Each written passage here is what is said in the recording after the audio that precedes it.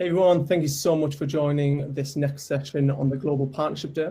I'm Callum, Director of Partner Growth here at Partnerize, and I'm delighted to be joined today by a panel of industry experts and some of the most successful publisher partners. To start, I'd like to give a quick introduction to some of our panelists. First of all, we have Alex, Head of Partnerships for Blue Light Card. Thanks for joining us, Alex. He's responsible for identifying, onboarding and retaining all commercial partnerships for the closed user group services to the NHS, emergency services and armed forces. They have over 2.5 million members and, of course, driving member spend northwards of 1 million per day and seeing 90% of company retention rate. Alex oversees his team of partnership managers and leads their efforts to put the members at the forefront of duties whilst ensuring that messaging is effective for those brands. Next up, we have Emily. Emily is e-commerce director for Maria Claire. She runs the digital e-commerce division, merging content with commerce, managing and overseeing the technical development of new innovative digital brands, grown e-commerce revenue by over 675% annually since joining in 2017. Emily has created The Edit and now is one of the largest fashion aggregators in the UK, aggregating more than 30 luxury high-end retailers worldwide in just 6 months. Previously, Emily did run e-commerce at The Telegraph, and she has run her own digital startup. Great to have you with us, Emily. Thanks. And finally, we have Victor. Victor is the co-founder and CMO of Refunder, Scandinavia's largest cashback site with more than 600,000 members in Sweden, challenging billions of sales to more than 1,000 connected brands and merchants. Victor pioneered the cashback industry for Refunder and implementing over 12 million products in a product search, building a tool called Influencer Picks, where influencers can actually curate and search results recommended products. It's great to have you with us, Victor. So now, just to jump into things, the first question, of course, as we'll go through this session, of course, over the last 12 to 18 months, there's been a lot of changes for both brands and partners alike. But apart from the obvious, what is the biggest shift in partnership you personally have seen kind of in the role that you're doing? I'll give this up to Alex first. So it's been a good month for the last 12 months. Partners are wanting to support the NHS emergency services a lot more, maybe kind of more than ever. So we're pretty much set up for that. We've seen a shift in kind of the focus to support kind of the CSR side of things a bit more. So companies don't mind that they might be classed as a discounting brand because the actual discount itself is for such an important group of members in the NHS emergency services. So we have seen a shift, but it's been for the positive, basically. Absolutely. What about yourself, Emily? So we've had a lot of brands have been very open. I mean, we haven't really noticed a reduction in brands wanting to work with us. Probably the only time we saw a slight reduction was in April last year, March, April last year, I think when lockdown first hit. And then I think by the summertime, people were just like, we need to market, we need to do things. I mean, we launched a new brand, the Marie Claire Beauty Drawer, in lockdown. So in August last year, we launched a new brand and it was really successful. And actually, it was a really good time for data acquisition and to kind of engage people who, wanted to be part of something, beauty related. No, absolutely. And what about yourself, Victor? Anything from your side? Well, apart from the fact, like I think everybody are into, and that the travel and accommodation industry has collapsed, we can actually see that it's been tripling since the bottom last year. So it's moving in the right direction. Yeah. It's still about half of the size, but compared to when the pandemic kicked in. So it's a positive trend, but we still have a lot to go to get back to the normal when it comes to that category. Otherwise, I would say that one shift we've seen is that we can see that more merchants are actually willing to pay tenancy fees, and this is something that is quite unusual, to be honest, for the Swedish market, especially in the cashback industry, compared to the UK industry. I know that tenancy fees are very, very common, but this is something which is quite positive for us, to be honest. No, sounds great. And yeah, just to your point, especially at Partnerize, of course, we have many travel brands, and yeah, it has been very positive to see kind of them on the up, especially here in the UK, kind of when our government first out that roadmap. Very much after that, we've seen a great increase, and of course, let's hope it does continue that way. Straight back to you, Victor. Of course, you were kind of talking about the trends there. Is there any other trends that you've kind of seen in cashback specifically? I know you mentioned Tennessee, and kind of have any verticals? You've mentioned travel kind of took the dip, but any verticals actually see an increase due to the pandemic? Yeah, I mean, I think this is not maybe just unique for us at Refunder, but we can see that during the pandemic, categories like interior, sport and fitness, and also actually some subcategories within the beauty, like face cream and stuff like that, has increased quite a lot. So, and actually do-it-yourself, the do-it-yourself category has grown quite rapidly as well. No, absolutely.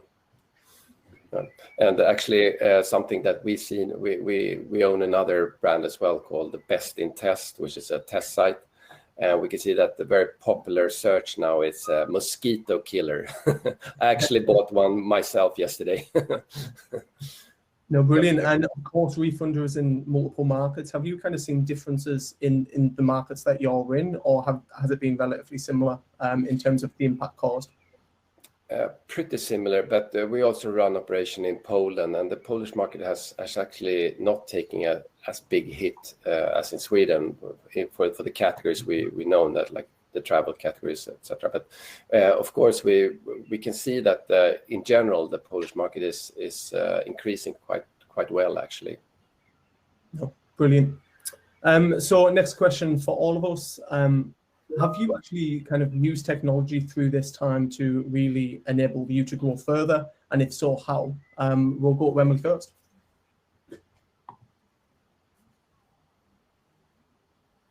Go. I believe, Emily, we have lost Sorry. your... Sorry, No.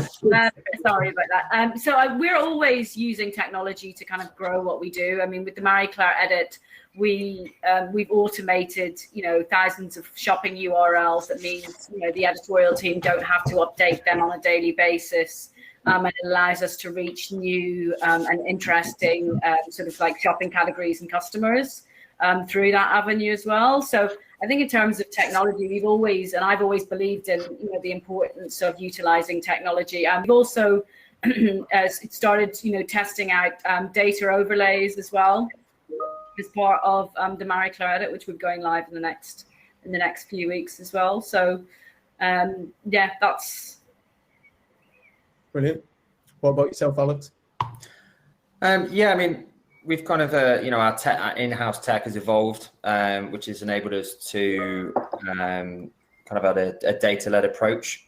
And we've introduced a data team as well. So we've had a data team since beginning of January. We've continued to kind of develop everything in-house as well. And kind of working in this way has enabled us to kind of strategically work with our partners to deliver more of a personalized approach. So instead of going out to the masses, we can really kind of dig deep into what members are looking for, and then pass that on to our partners as well to kind of strategically grow each partnership that we have. No, absolutely. I think here at Partnerize, of course, our product team is continually to kind of really expand the analytics suite within our platform. And I know you mentioned the data team. So kind of just if you can expand on that a little bit more, kind of what are you using this data team for? And is it actually allowing you to get more creative with the brands once you've got that more data to really improve the marketing strategy for those? Yeah, so it's kind of in two parts. So data, we can really identify what members are kind of shopping for, look at member behavior, buying habits, look at if somebody has a strong demographic for a particular brand, we can use that for that brand, but also kind of use it for ones that are in that category as well, so we can develop further relationships. And then also for our partnership managers, who are kind of the dedicated partnership managers for the brands that we work with, having data at their hands enables them to quickly react to different situations that are going on within that partnership. They can react quicker, so therefore they can see a better return for both partner and ourselves. I think having data at our hands in a quicker way and a simpler format just enables us to grow with our partners, but also kind of identifying what our members will want as well. Yeah, sounds great. Anything from you, Victor, in terms of technology used at Refunder? We actually pioneered with AI and machine learning. Well, I think it was like in 2016. We started implemented the algorithms to work more efficient and to personalize not only the site but all emails that we send out. So instead of just like you said, Alex, instead of sending out one newsletter to everybody, we can now send out like, I don't know, 20 mails per week, but in smaller segments, but much more targeted with propensity models, etc., to make sure that the content in each newsletter is relevant for our members. And to be honest, we can see directly an uplift of between 50 up to 100% in open rates and stuff like that. So it's been a very good thing for us. Absolutely. No, that does sound great. One for you, Alex. Of course, Blue Light Card, you've got a very unique audience, and over this time, the kind of last 12 to 18 months, it's had a lot of attention. Do you expect brands to continue their commitment to this audience as we kind of move out of the pandemic and kind of into 2022? Yeah, I mean, we don't really see any changes at the moment. Our audience has always had a CSR approach for companies because, I mean, yeah, they've done a lot in the pandemic, but they do something for all of us day in, day out. The merchant services has always been there for us. From a brand side of things, we've seen brands remain with us because they've seen significant growth, and we've seen significant growth, and we're smarter as a business as well, meaning retention is a lot better. The offering is, our offering as a partner is a lot stronger in terms of data analytics and insights. Again, it all comes back to data. So we see ourselves as more of a marketing tool for our brands. So yeah, I mean, due to this approach and the members that we actually have, we've seen really strong kind of partner retention in the past 18 months. So before the pandemic and after as well. Yeah, so no, it definitely sounds like these brands will continue on that journey with yourselves. Yeah. So is there a particular partnership that you could maybe highlight that has seen significant growth due to the pandemic? Maybe a certain brand might be used to kind of in-store sales where they've had to move online. Have you seen anything like that? I mean, right at the start of the pandemic, we saw, there was a kind of a confusing stages to everyone was kind of struggling to know what was going to stay open. And similar to what Victor was saying earlier, we just saw kind of home and garden and fashion skyrocket. And we've kind of seen that trend throughout the pandemic. And as soon as lockdown is easing or we go through to a different phase, we then see that category pick up. So, the past couple of weeks, the holiday market has seen significant growth. We're just starting to, we're continuing to follow the trends of the general public as well. Fashion for us has continued to be a strong performer. I think for our general demographics, 71% being female, the fashion market is really set up well. We've got some key partners in there as well to kind of improve the offering for that particular category. So I'd say fashion is the one for us. Perfect. So the next question for all, the channel, as we all know, has seen significant growth, not only in performance, but actually new brands entering the space. So as a partner, when new brands are entering the channel, in your experience, how should they approach yourselves? How should they approach new partnerships? Is there anything that you can kind of recommend for a new brand entering the space to kind of kick things off in the right way? We'll go to Emily first. In terms of coming to work with the likes of Marie Claire, we usually run sort of smaller test packages for brands as well. And occasionally we'll do things on an increased CPA, depending on the brand and the longevity of the partnership. We're also very interested in, talking to brands about launch partnerships. So we've worked with ICO and we've also worked with Ilamasca on branded partnerships. So we don't just do the kind of traditional affiliates. We do branded partnerships. We do marketing campaigns. So there's a lot of kind of like different ways to kind of get involved with the brand. And then there's obviously other things that brands can do, like they could look at doing some competitions with us. And we have kind of like a whole roster of things, like everything from social all the way through to, you know, Solus emails, where we can kind of, you know, touch our touch points for purchase for every type of brand who wants to get onto the platform. No, sounds great, and definitely I think we've seen across many partners these sort of launch kind of packages that you can purchase at the point of starting that relationship, which does very well.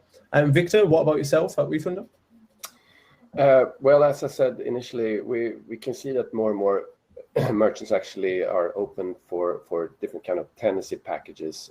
So we also have launch packages for new merchants. Yeah. But I think it's very important to ask a new merchant entering, I don't know if it's the affiliate industry itself or just for Refunder, but we usually are very prompt when we need to know, you know, which KPIs are most important to reach for the merchant, because there are so many different goals. You know, some merchants want to increase their market share, or they want to improve their margins, etc., etc. So I would actually, we usually show a lot of best practices for different categories. So you know, this merchant, we did this solution, and we could and we get also the approval from the merchants standing up as a reference, and you know that we can share some of the data in percent, etc. So I think it's important for new merchants to sort of opt in the uniqueness in each channel. For us, you know, the cashback industry is a little bit different from other publishers because we're a loyalty program. So there are some uniquenesses that we of course want to bring forward, and but it's important to ask what are the main goals for the merchant. No, I definitely agree on that one. Alex, from your point of view? I completely agree with Victor. I think it's important, not even for merchants joining Blue Light Card, but just affiliate marketing in general. Why have they looked to do that? You know, are they looking to gain market share? Are they looking for incremental sales? Are they wanting to solely support the NHS? Are they just looking at the services? We really need to identify the main reasons why they've joined affiliate marketing in general. And then the partnership managers that they have from Blue Light Card can identify, you know, how they can go about that and kind of personalize the campaign. We wouldn't want to basically sell the world to an account. We want to make it personalized because every approach is different. I think we're set up at Blue Light Card in the partnerships department to actually do that, and we've now got the data to help us do that as well. So it all just stems back to asking the question why, and then, you know, progressing from there and coming to a decision as a partnership. No, absolutely. Next question for you, Emily. So over the last 12 months, we've seen a real increase here at Partnerize in terms of how many not only kind of partners are joining, but actual content and very much editorial-led partners are joining the platform. And of course, this is in line with the increased kind of content consumption over lockdown. So from your point of view, what is the most important when connecting both editorial and commerce? I think it's integrity. I think being able to make sure that the editor still has their voice. So we make sure that everything is marked up on our site as sponsored, if it's sponsored. And actually, we only work with brands that we know the editorial team will want to work with as well. So we keep it very organic, and we make sure that the kind of the heart of what the editor's doing is their choice. You know, make sure that the brands are aligned to kind of our ethos, and I think that's super important to make sure that the editor has their own voice. So, no, thanks for that. So what's unique and different about how you, as kind of where you work, the role that you're in, kind of how you approach and think about partnership? Is there anything unique to that, or anything that you're looking to do moving forward? We'll come to Victor first. Yeah, we developed something. It's a dashboard we call Store Report, and I think this is a very good tool that we're offering for free for the merchants, where they can follow all their KPIs, and of course they have the dashboards from you as well, Partnerize. But since we're quite a big player now in the Swedish market, we sort of we generate quite a lot of sales in each category. So now they can actually see their market share, you know, in our universe, so to say, and that's something that not even Google or Facebook can offer. So I think that's something that we're quite unique with, and it's also a very good fundamental start a new relationship with the merchant, so they can see what they could sort of what kind of goals they could set, and also after, you know, after each campaign we can follow up and see, did we meet our goals, and if we didn't, well, of course maybe that's not good, but then it's a new set, that will be the new baseline, so to say. How can we do to overachieve it next time? So I would say that the store report that we can offer is quite unique for us. Brilliant. No, that does sound interesting, and yeah, like you said, the data is available within the Partnerize platform, but the additional data that you can kind of lay on top of that is very useful for those brands. What about yourself, Alex? I'd probably say we're, in a way, probably quite fixated on understanding our members and knowing what they want. So looking at members first, but also working as a true partnership to identify the kind of core needs and values of the retail partners. And then you can kind of put those hand in hand. So understanding what the retail partner wants, what their goals are as a business, and then how we can align them with the needs of the members. So always putting the members first, but then moving in from a partnership side of things and aligning the two. Absolutely. And just to your point on members, I have seen kind of recently a few partners start to really engage with the members to actually ask what sort of partnerships do they want to see. So what sort of kind of brands should Blue Light Card be working with? Have you ever done that? What do you think about that? Do you think it works? And do you think members engage with that sort of content? Yeah, we've done member feedback before. So we've kind of done panels before that we get a lot of feedback from members. We also did kind of coffee mornings with lockdown throughout lockdown. So members could, like this, kind of a Zoom session or a team session or however we wanted to connect. And members could sit down with members of the team. So it could have been, I think at one point the CEO sat down with some members and discussed what they might have wanted.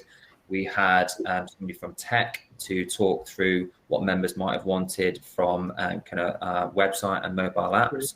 And then for myself, I sat down with them and looked at what partners they might want and how they interact with the offers that we have. So we do get a lot of insight from members as well. But then also we can, from a tech side of things, we can see what they're searching for and use that data to then go out to those partners as well and use that as a kind of tool to get new businesses on board as well. Brilliant. And yeah, I think even those coffee mornings that you mentioned definitely sound interesting. And of course, with that close user group, I definitely think that would have worked well. Yeah. What about yourself, Emily, in terms of anything that unique that you're doing or actually looking to do over the next kind of 12 months? Yeah, well, actually, last November time, we launched a new brand for Marie Claire, which is a loyalty site. Okay. So it was like taking the concept of, data acquisition, how do we engage our audience? How do we, add value to them, not just across the Marie Claire journey, which I think we've managed to do, but also how do we offsite, manage to engage that audience and offer them something extra. So we launched a loyalty site, Marie Claire VIP, in November last year. It's still in its infancy, but it's growing quite heavily. And basically it means that brands will get cash back on all of their purchases. So it's a very exciting kind of concept because it allows us to kind of have an always on approach with our customers. So yeah, I'm very excited to kind of like roll that out. And then as part of that, the customers and our audience will also get like invited to exclusive events. So it's kind of like, marrying all of the elements of what we've created previously together to kind of create a community of people, of women.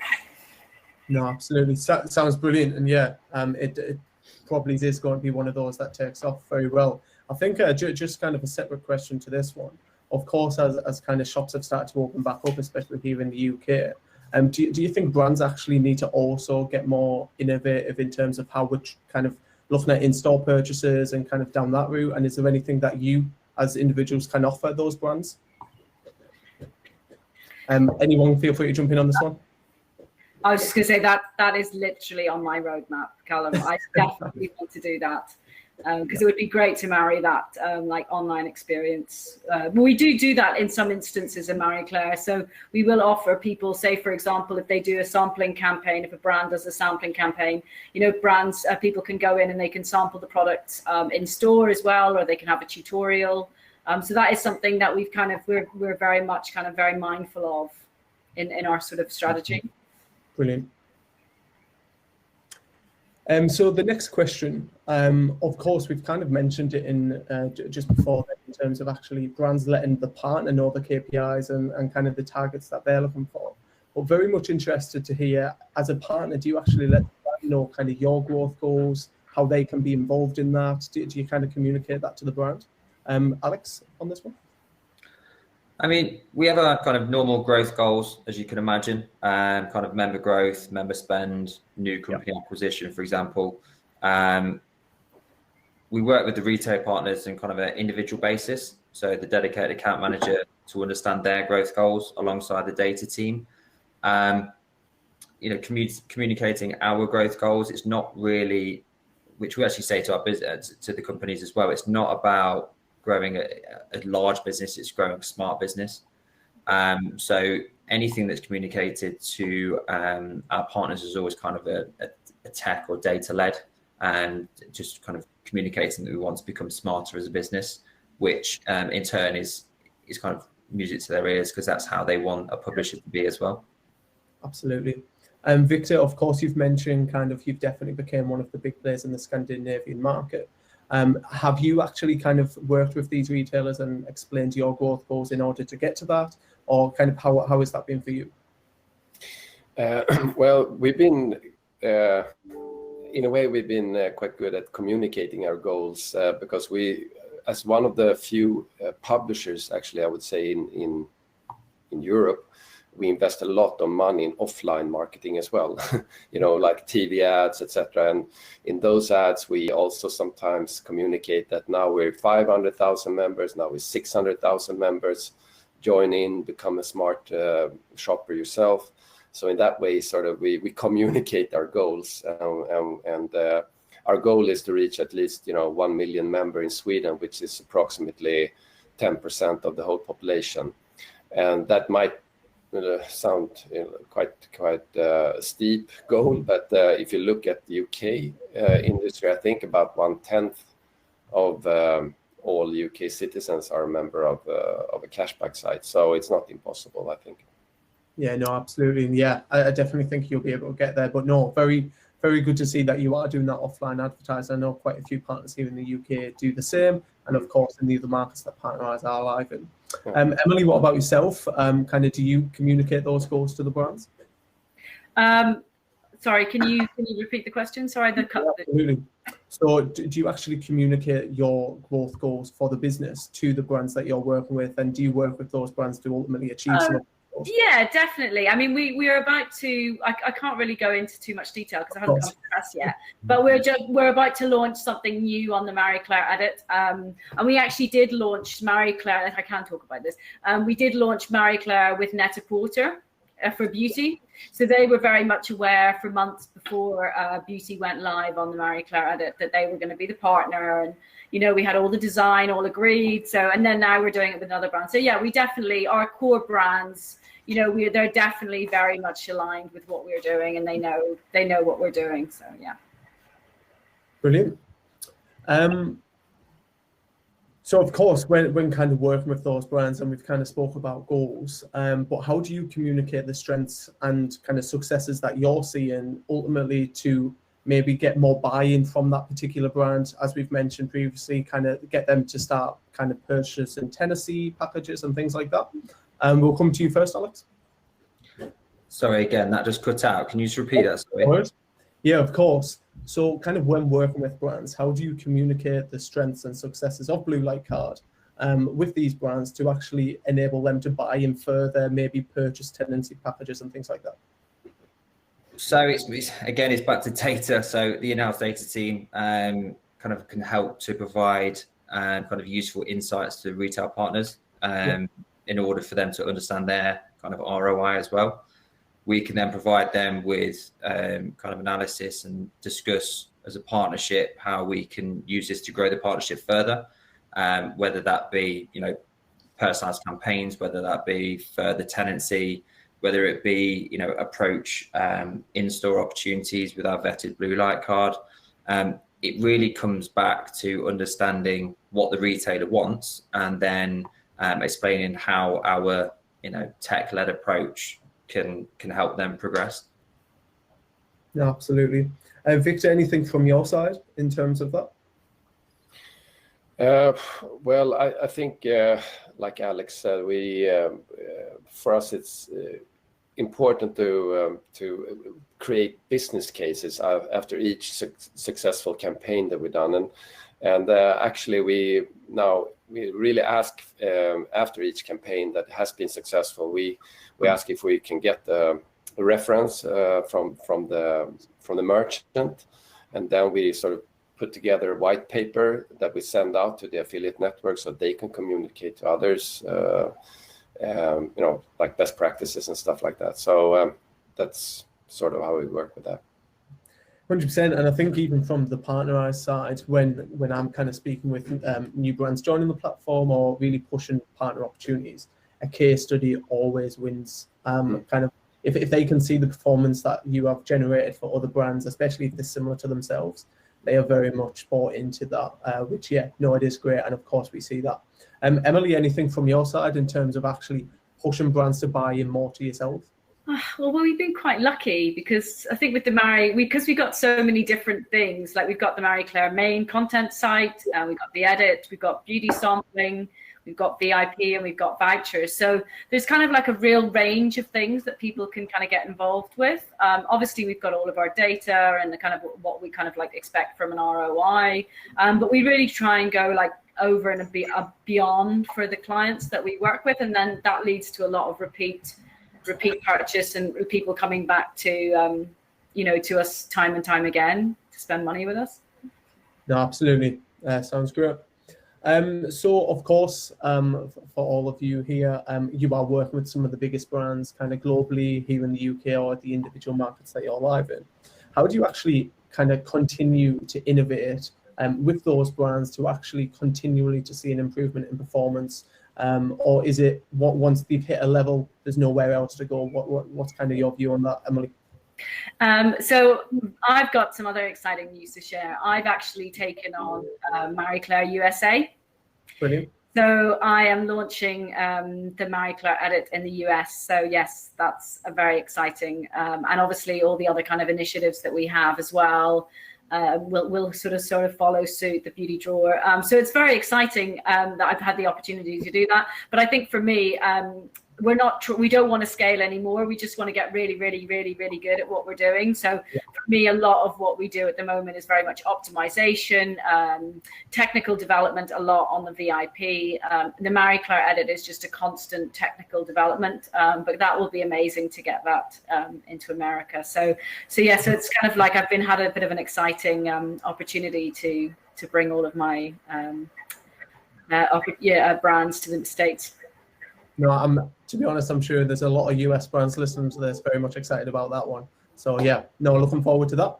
Alex, anything from your side in terms of when working with brands, how do you continue to innovate those campaigns with them?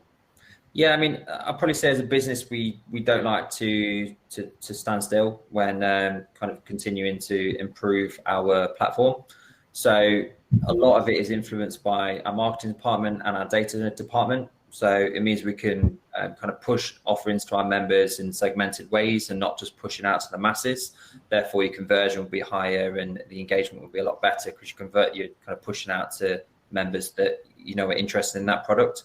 And the pushes can also align with the various campaigns that we have going, you know, every week or every month that we have through our marketing team. So it enables us to move forward as a business through multiple departments, but also include you know, highly featured companies in kind of very small segmented campaigns as well. Brilliant. And anything from you, Victor? No, I would say that the best way for us to innovate and come up with new products and services is to sit down with the merchants and listen into what are their pain points. Yeah. Because then we can sort of innovate through that. So like if they want to increase their margins, we created something we call the average order value increaser or the wallet opener, or stuff like that, the slow mover, so we have different products for different pain points, and I think that's just because by sitting down and listening in, you can get so many ideas of what you can create for them. No, absolutely. Alex, one for you. So how do you actually work with brands and really come up with a campaign specific to your audience? Of course, very much kind of a closed user group. Is it so much that it's kind of all on your side, all on your site, or have you been working with brands where they might also be doing marketing efforts to push these discounts as well? For example, maybe doing an email to their audience, maybe hosting something on their site. How does that one work? Yes, I mean, it all comes back to kind of the founding principles that we have. So, 13 years on since Blue Light Card was founded, we still only have offers that are greater than the general public. So we work closely with the data team to kind of understand the penetration of the offer and how we can evolve it over time. From a company side of things, so from a partner side of things, we do have partners that we align our marketing campaigns with them as well. So there'll be, a mail shot that might go out, or a push notification, for example. But then the partner itself will put out an email to their followers, or they'll put out a push notification or a text message, and it just strengthens that whole campaign as a whole. We then would go back and get partnership feedback. That's crucial for growth. So as Victor was talking about before, we always look at case studies and kind of have debriefs after each campaign with the partners. So ensure that the partners know what went well, what could be improved, and kind of move forward as a partnership as well. No, brilliant. Thank you for that. So of course, kind of over the last 12 to 18 months, a lot has changed, but and as we've mentioned, certain verticals doing well, certain verticals not doing as well. But when you see success in a certain vertical, is it as simple as seeing that success, seeing what's been going on, and actually moving that to another vertical that might not be doing as well? Or is it very much you really work with verticals in a different way, and you actually have to work with your audience on those verticals in a different way? And we'll go to you, Victor, first. Well, of course, you can always take some if you have good result from one vertical, you can always bring it into another. But I would say that one thing that we learned from is sort of the anti-churn program that we created. That is for all kind of subscription-based verticals. So everything from books to audiobooks to what do you call it, electricity, in electricity signups or subscriptions. So we found out that we can sort of portion the commission that we get, instead of taking it all in directly and giving the half of the commission to the members. We sort of portion it over time. And that is a way of making sure that the members don't opt out after like 1 month or 2 months. So that anti-churn program has been useful for different kind of verticals. No, brilliant. What about you, Emily? Of course, you've mentioned kind of when you launched that beauty side of things. Could you actually take the success on the fashion side into that, and kind of did that help? No, not really. I mean, it depends. So we launched, so I work across Woman and Home as well.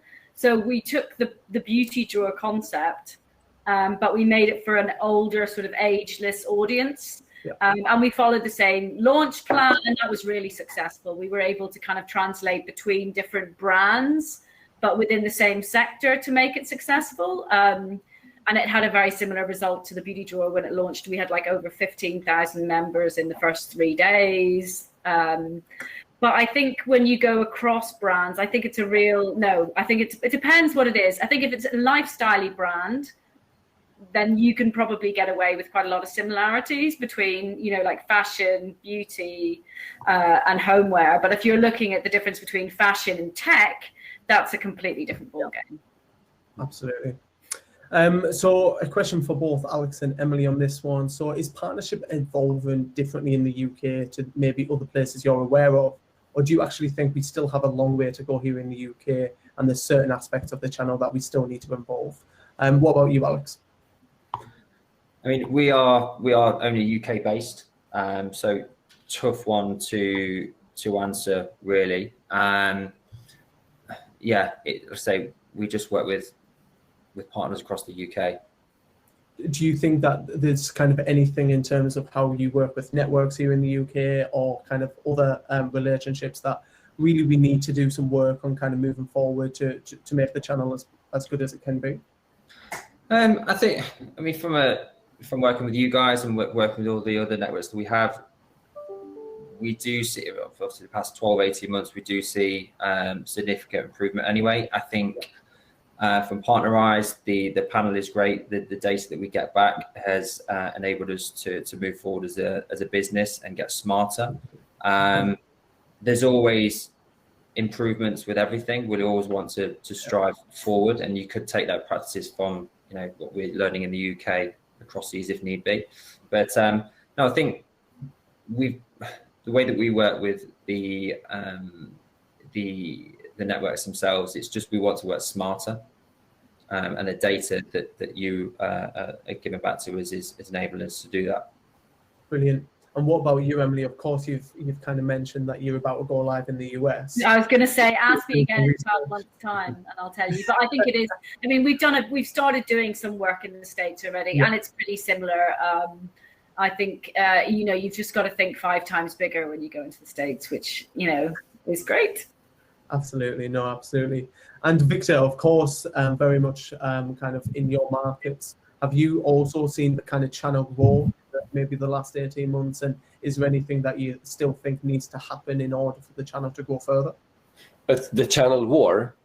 The channel, so the affiliate channel, the kind of partnership channel in the Swedish markets, and how is that evolving over the last 12 months or kind of into the next 12 months?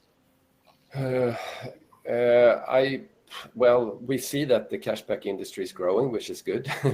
We still believe that it's an education editorial question. You know, we need to educate the merchants more about this channel we're working with, because sometimes they don't really understand how it works. But I guess that's something for you to educate them about. No, otherwise, I know that some merchants, they are, you know, when they're used to work with other performance channels like Google and Facebook and stuff like that, they're used to be able to, you know, stop the channel if they reach a cap, for instance. They want to withdraw their links. And since we are an always-on channel, that's something that we don't really like, to be honest, because in 1 week the merchant is there, and then it's gone, and then it's up again. But it's something maybe we need to work and find solutions around, as you know, the whole affiliate industry, to be able to be comparable with other performance channels. If that is what the merchants want, we need to listen to that, right? Even though we don't like it. Yeah, and I think even to Alex's point earlier, in terms of actually putting that member first, I think brands really need to take that on board also, in terms of if we're putting the member first, you can't just kind of be switching off things, because ultimately it's not just Refunder kind of benefiting from this. It's very much the member that is kind of gaining these rewards. And of course, if that comes down, it is going to affect those.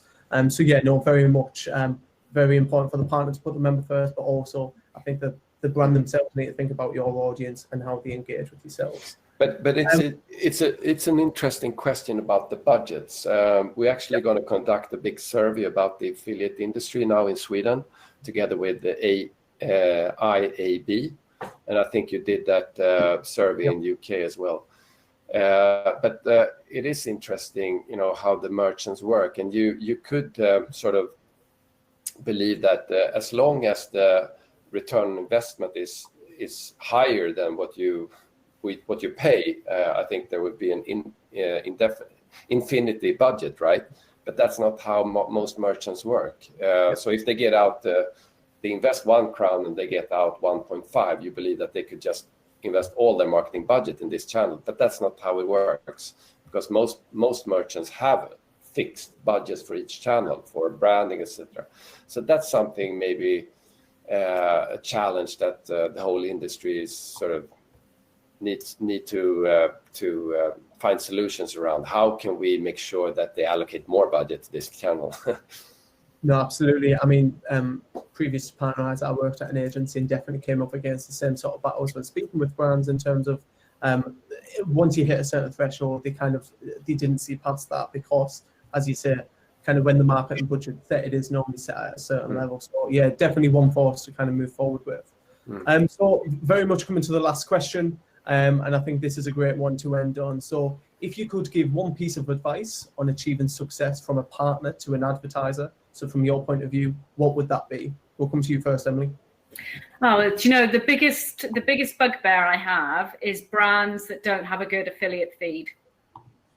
You know, I've seen it time and time again. If you have a good affiliate feed and you've got accurate data and you're providing that to your affiliate, especially for a shopping channel, it's so important. You know, it just means so much. The level of success is so much better if you have a good shopping feed. And it's just something that I think brands really need to invest in, because it's such an important channel. You know, shopping aggregators, the average order value is higher, the intent to purchase is higher because of the way the SEO works.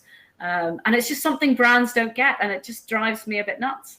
I absolutely agree on that one. What about you, Alex? It's sort of the approach. So have a collaborative and flexible approach. You know, it's our job as a publisher to really know what our members are and what they want, and kind of guide the advertiser. But if they're unwilling to kind of open up to our you know, what we're kind of guiding them to do, you're going to get nowhere. Yeah. So trust us as a publisher, and we will give you the data that you want. And yeah, just have flexibility in the approach that, you know, they might have thought they're coming into this space to achieve something, and we can probably show them something else, which actually is a bigger reward for them. So just listen to us as a publisher, really. That's what we're here for. That's definitely a key one. Definitely. Victor, what about yourself? One piece of advice for success. I think I'm going to return to what I said previously, to really understand what is the most important KPI that you want to achieve with engagement in the channel. If you talk about cashback or refunder specifically, I mean, we are, as I said before, a loyalty program, and I think it's important to understand the uniqueness, the challenges and the possibilities around that. So, I mean, if you want just incremental sales and new customer each time, maybe we're not the right channel for you. But if you want like returning customers with higher average order value, who shops more frequently over a year, etc., with better customer lifetime value, then we're a good channel for you. No, brilliant. And I think, yeah, all 3 points very much are important.